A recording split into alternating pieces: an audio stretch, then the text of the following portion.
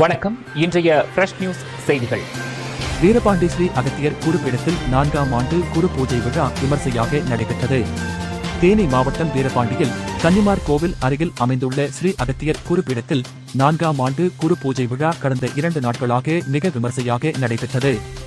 இந்த குருபீட ஆலயத்தில் ஆண்டுதோறும் குரு பூஜை விழா சிறப்பாக நடத்தப்பட்டு வரும் நிலையில் இந்த ஆண்டும் பக்தி பெருக்குடன் விழா ஏற்பாடு செய்யப்பட்டது.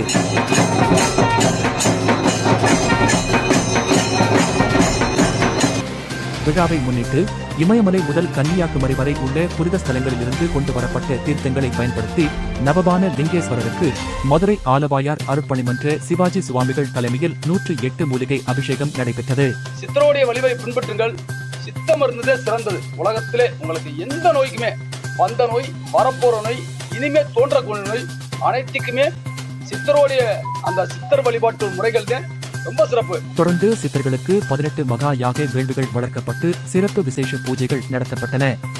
மேலும் முல்லை பெரியாற்றிலிருந்து அகத்தியர் உற்சவ ஊர்வலம் நடைபெற்றது.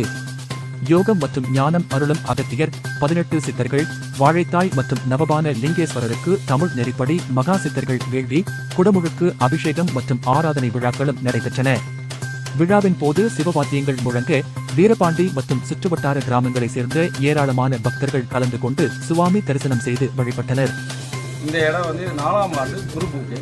இந்த குரு பூஜையில் பார்த்தீங்கன்னா 18 சித்தர்களுக்கும் வாழை தாய்க்கும் அகத்தியர் லோகமுத்ராவுக்கும் யாகம் வளர்த்து அவங்களுக்கு உற்சவ ஊர்வலம் கொண்டு சிறப்பிச்சு இன்னைக்கு குரு பூஜைன்றால குருவுக்கான ஒரு மரியாதை செய்துள்ளோம். இந்த விழாவிற்கான ஏற்பாடுகளை ஸ்ரீ மகாபிரபு குருமுனி தாசன் தலைமையில் விழாக்குழுவினர், கோவில் நிர்வாகிகள் மற்றும் பணியாளர்கள் இணைந்து சிறப்பாக செய்திருந்தனர்.